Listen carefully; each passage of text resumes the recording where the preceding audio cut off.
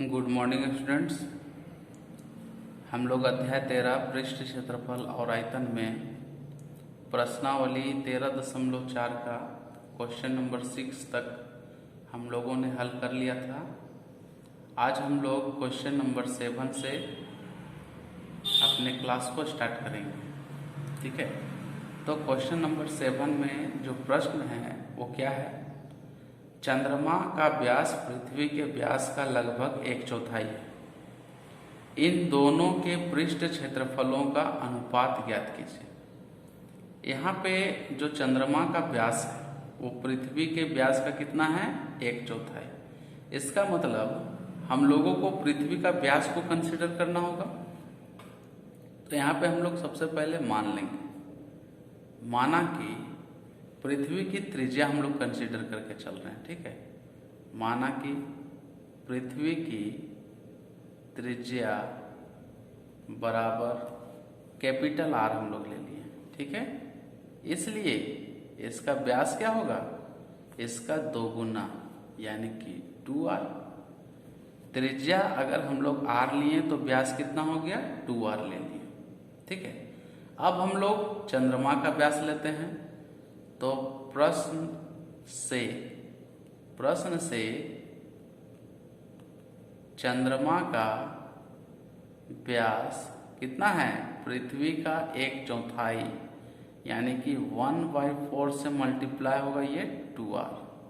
ठीक है, तो ये 2 से कट जाएगा 2 टाइम्स में, तो क्या आया? r/2 व्यास हो गया। ठीक है, तो हम लोग इसलिए इसका त्रिज्या निकाल लेते हैं। इसलिए त्रिज्या बराबर क्या हो जाएगा? r/2 इंटू 2 इक्वल टू प्राप्त होगा r/4। अब हम लोगों को क्या निकालना है? अनुपात। तो लिखेंगे, अतः चंद्रमा का और पृथ्वी का हम लोग का अनुपात निकालना है। अतः चंद्रमा का पृष्ठीय क्षेत्रफल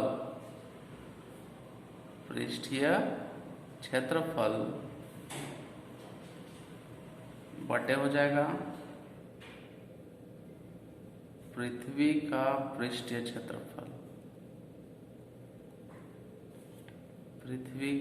पृष्ठीय क्षेत्रफल।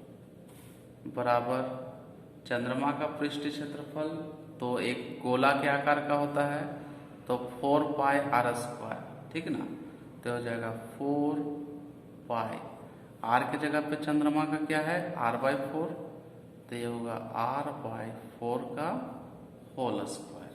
ठीक है, डिवाइडेड बाय इसका भी होगा 4π, और पृथ्वी का कितना है? त्रिज्या r, तो ये होगा r का होल स्क्वायर। 4π आपस में कट जाएगा, तो इक्वल टू क्या मिलेगा? r² divided by 16 into r²। तो ये r² कट गया, तो हम लोग का बचा 1/16।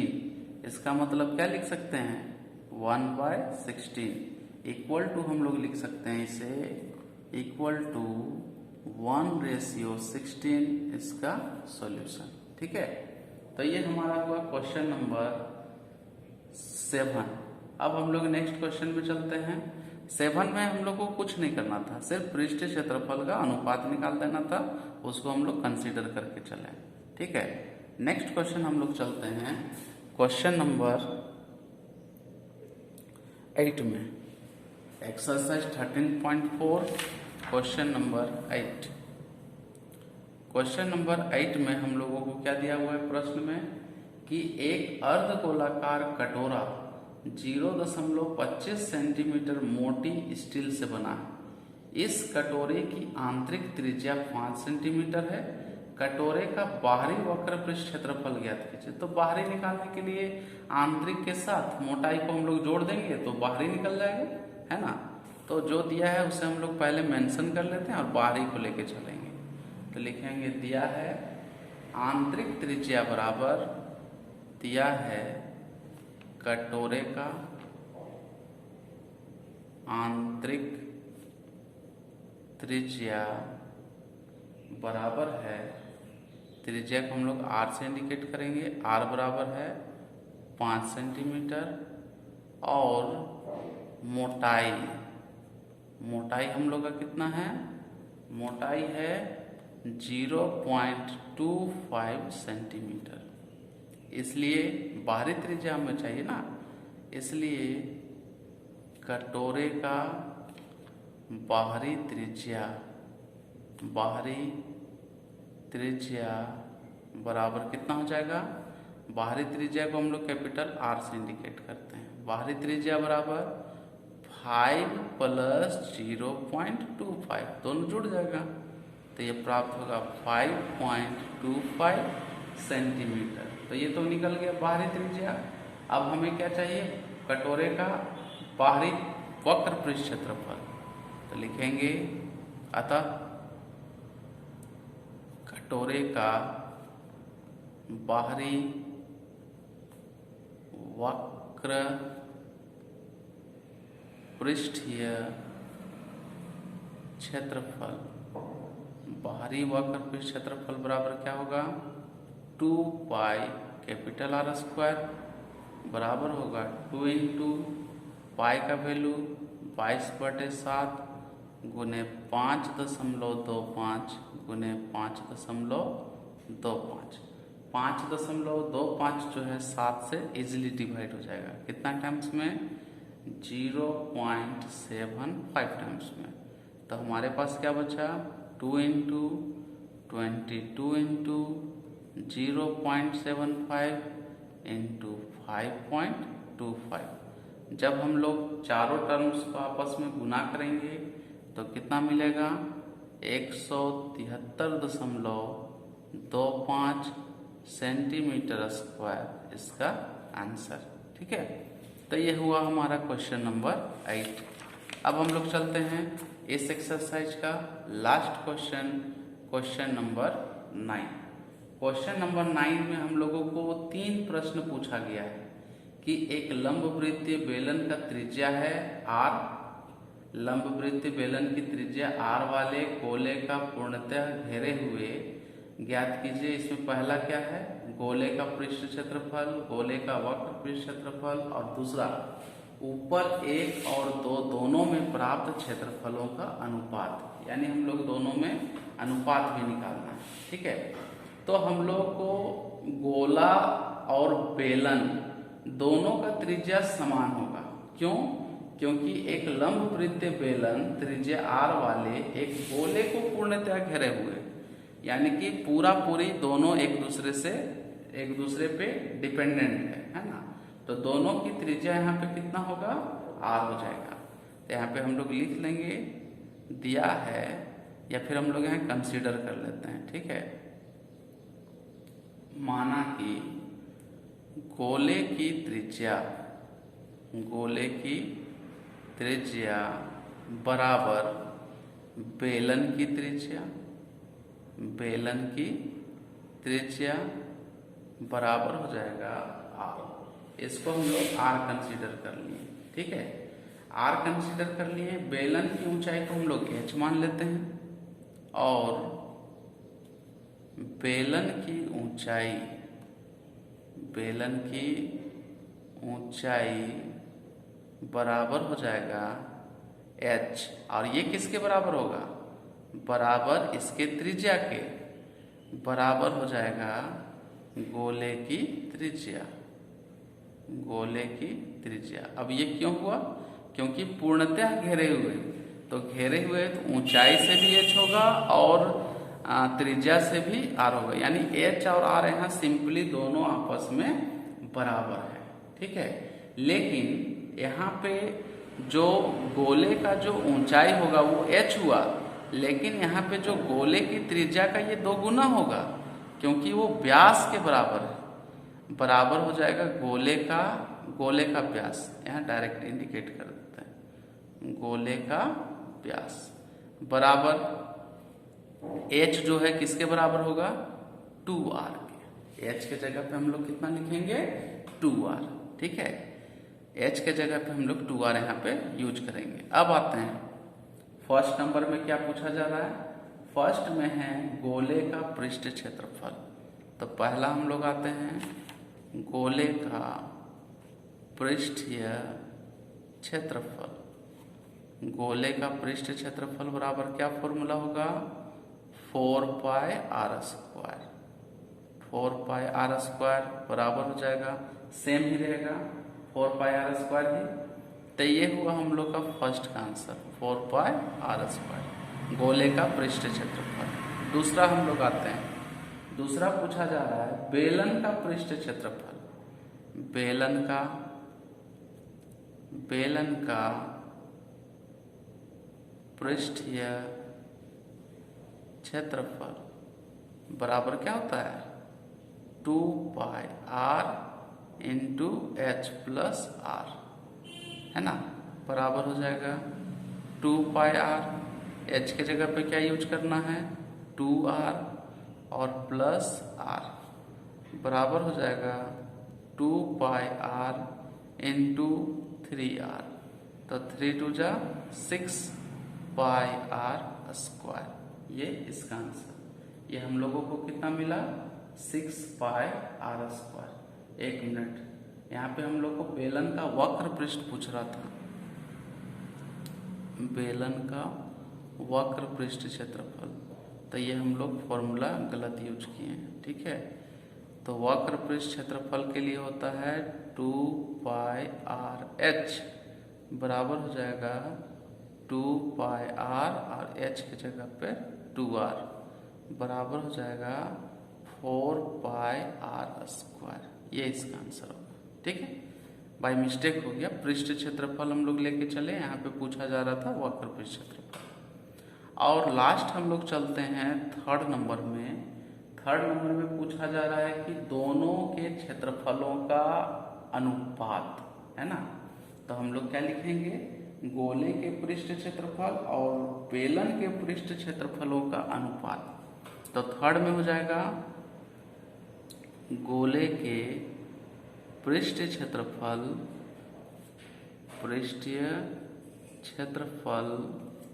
और बेलन का वक्र पृष्ठीय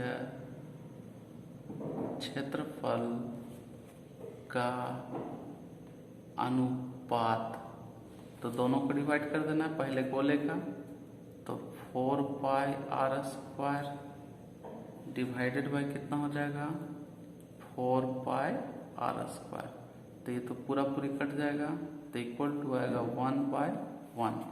तो अनुपात क्या हुआ, 1:1, इसका सॉल्यूशन। तो इस प्रकार से हम लोगों का एक्सरसाइज 13.4 कंप्लीट हुआ। आज हम लोग नेक्स्ट एक्सरसाइज स्टार्ट करेंगे, एक्सरसाइज 13.5। एक्सरसाइज 13.5, 13.6, 13.7 और 13.8, ये जो 4 एक्सरसाइज है वो हम लोगों का आयतन से संबंधित है। चाहे वो बेलन का आयतन हो, चाहे वो शंकु का आयतन हो, गोला का आयतन हो, अर्धगोला का आयतन हो, घनाभ का हो, चाहे घन का हो, ठीक है।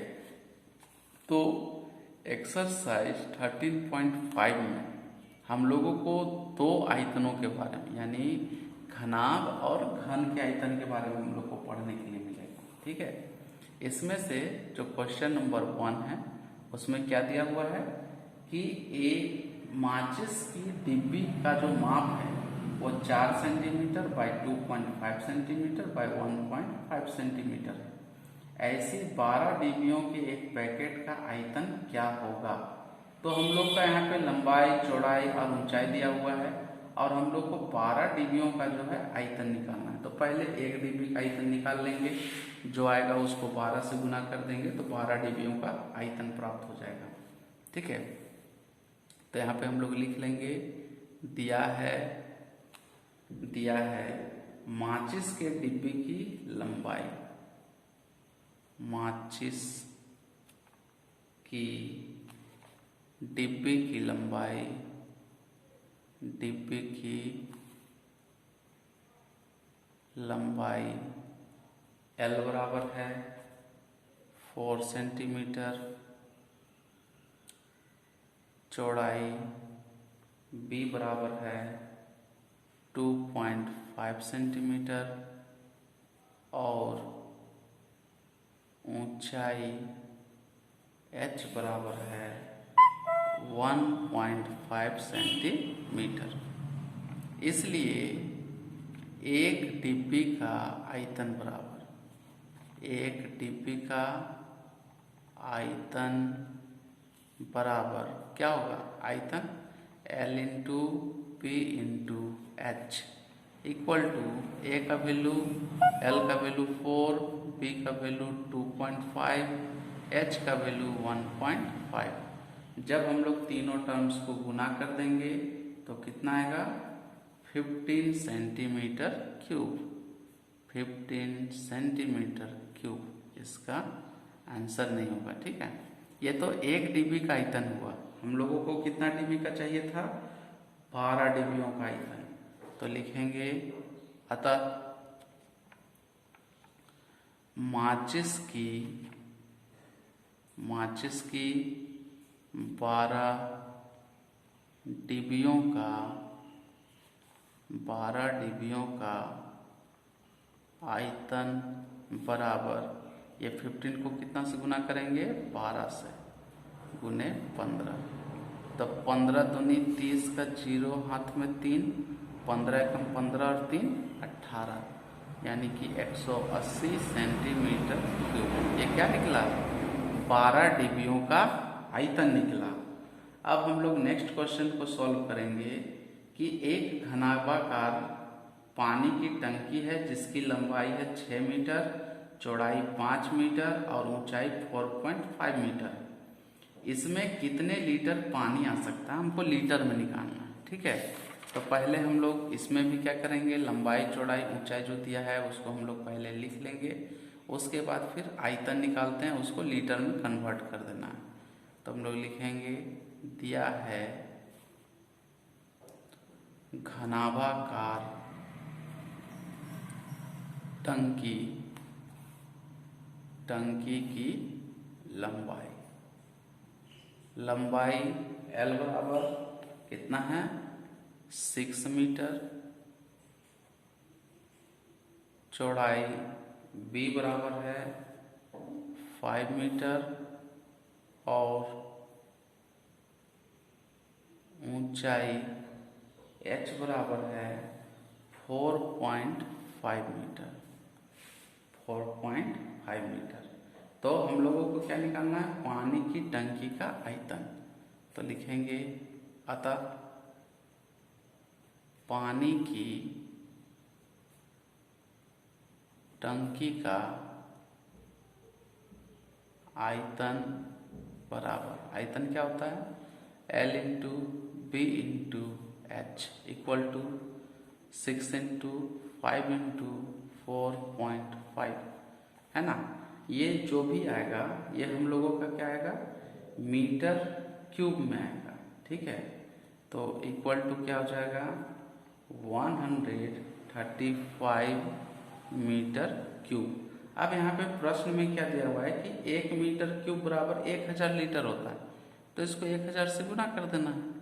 तो 135 इंटू 1000 लीटर इक्वल टू क्या हो जाएगा, 135,000 लीटर इसका आंसर, यानी कि 1,35,000 लीटर हम लोग का हुआ। ठीक है, तो इसी प्रकार से आप लोग जो है होमवर्क में क्वेश्चन नंबर 3, 4, 5, 6, 7, 8, 9, इसमें 9 क्वेश्चंस दिए हुए हैं।